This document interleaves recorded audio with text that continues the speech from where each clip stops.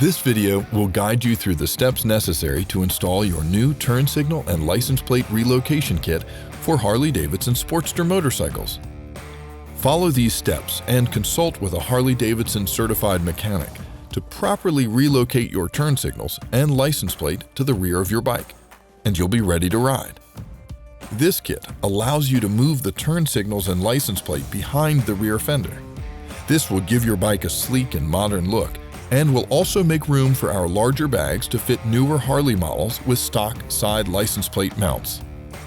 Your kit contains the following pieces: mounting bracket, mounting strap, bolts and spacers, wire extensions, wire connectors. In addition to your included kit, we recommend the following tools for your installation: screwdriver, socket wrench, combination wrench, Allen key set, wire cutters. In order to bolt the bracket arms to the fender rail of your motorcycle, you will first need to remove the turn signals. You will use the same points that you removed the bolts from to attach the turn signal standoffs.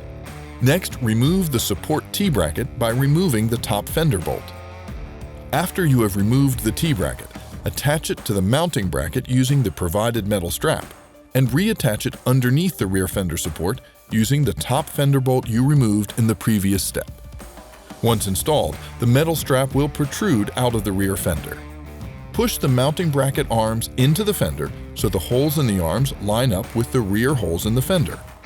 Use the included bolts to secure the bracket to the fender and attach the mounting bracket to the metal strap.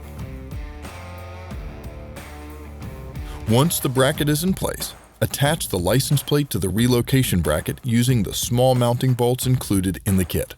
The turn signals can now be mounted to the sides of the bracket. Your new turn signal and license plate relocation kit is now installed. Now you have the space needed to mount your Viking saddlebags.